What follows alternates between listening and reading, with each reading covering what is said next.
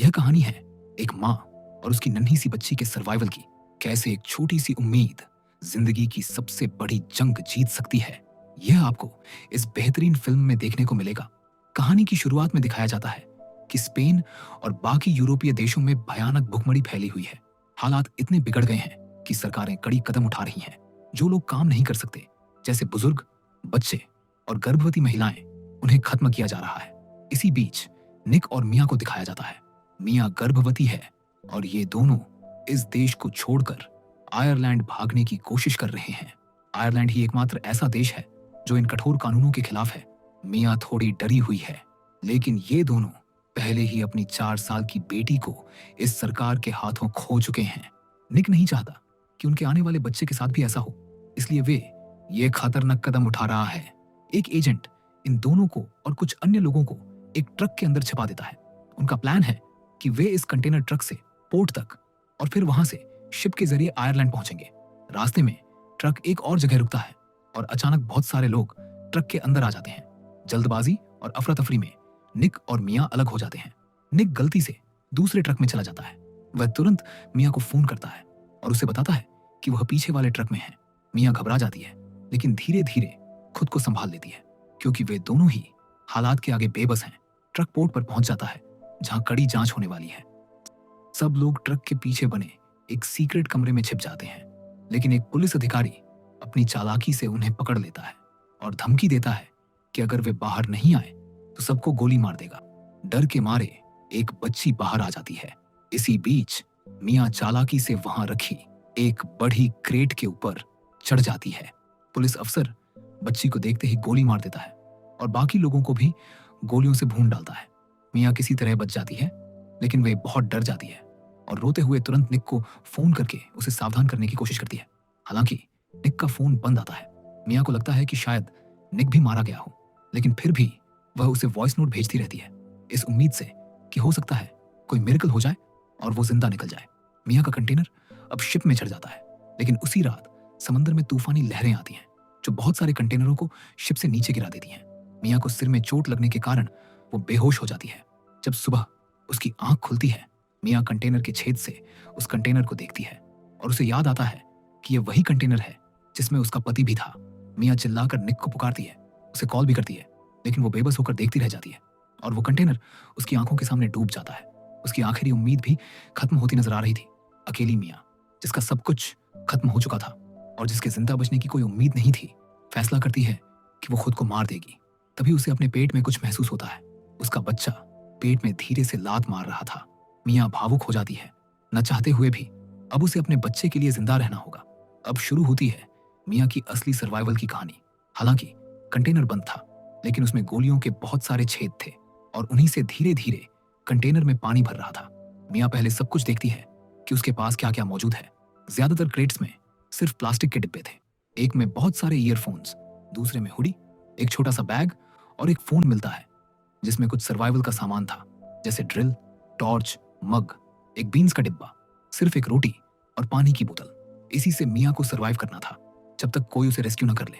तभी अचानक मिया को एक फोन कॉल आता है और दूसरी तरफ निक होता है। दरअसल निक को बीच सड़क में ही ट्रक से उतार दिया गया था और उसके फोन में चार्ज नहीं था, इसलिए वो मिया से संपर्क नहीं कर पा रहा था। मिया बहुत खुश भी होती है और इस हालत में फंसी होने की वजह से परेशान भी। वो निक को अपनी हालत बताती है। निक थोड़ा परेशान होता है, लेकिन मिया को दिलासा देता है कि वो किसी भी तरह उसे बचा लेगा, लेकिन तब तक उसे हार नहीं माननी है। मिया को अब उम्मीद दिखती है, लेकिन अभी भी उसे बहुत दिनों तक सरवाइव करना था। कंटेनर का पानी हर दिन बढ़ता रहता है।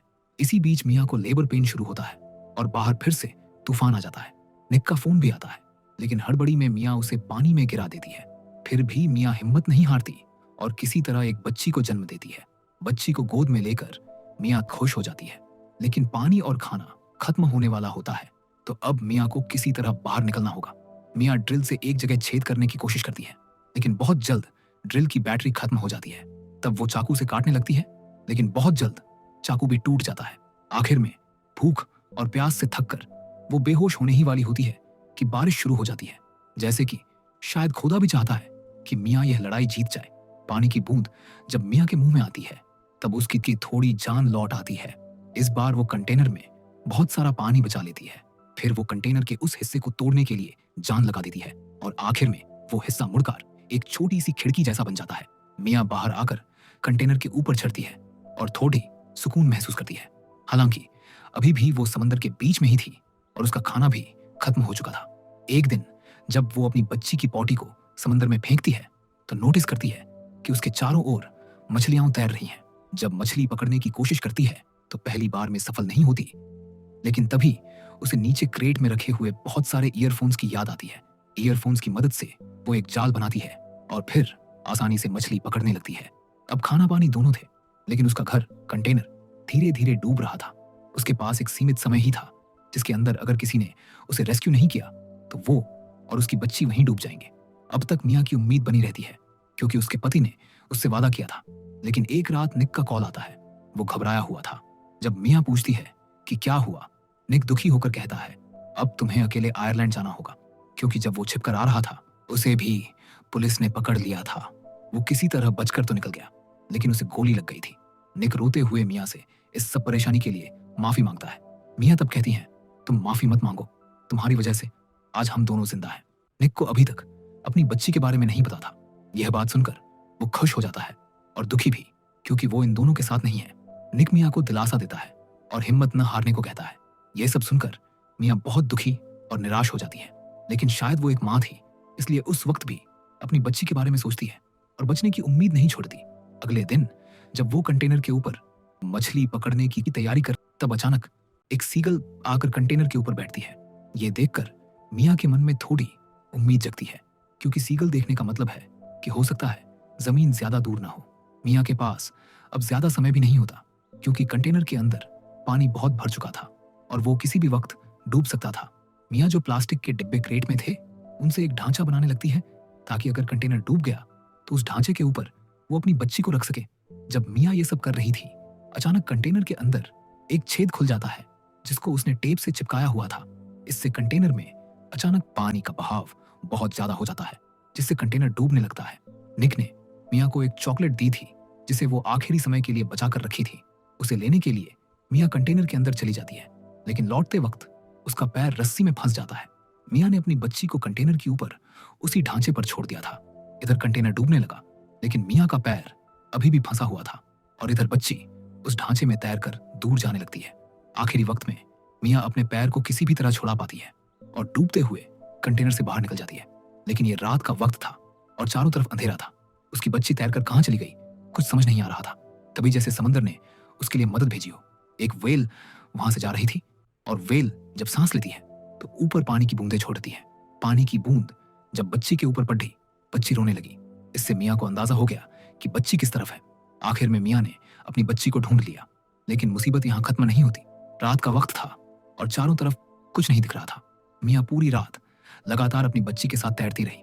आखिरकार पूरी तरह थककर उसने हार मान ली और अपनी बच्ची को आखिरी बार के लिए अलविदा कह दिया।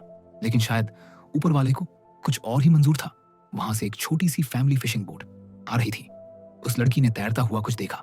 जब वो पास गए तो उन्हें वो बच्ची दिखी, अकेली उस चीज पर तैरती हुई। वो लोग तुरंत उसे बोट में उठा लेते हैं और उसके साथ नीचे एक लंबी रस्सी भी थी। जब रस्सी को खींचा तो वो मियाँ के हाथ के साथ बंधी हुई थी। उसे भी ये लोग बोट में उठा लेते हैं। हालांकि मियाँ की सांस नहीं चल रही थी, फिर भी वो लोग कोशिश करते रहे, उसे सीपीआर देने लगे। आखिरकार उसकी सांस आ गई। माँ बेटी दोनों अब सुरक्षित थीं। इसी के साथ ये फिल्म खत्म हो जाती है। लेकिन ये कहानी हमें बहुत कुछ पता कर जाती है, कैसे एक छोटी उम्मीद दो लोगों के बचने का कारण बन जाती है, और ये भी बताती है कि एक माँ अपनी संतान के लिए क्या नहीं कर सकती। बहुत शुक्रिया हमारे साथ जुड़े रहने के लिए। उम्मीद करता हूं आपको यह कहानी पसंद आई होगी। ऐसी ही कहानियां हम आपके लिए लाते रहेंगे, तो सब्सक्राइब करना मत भूलिए।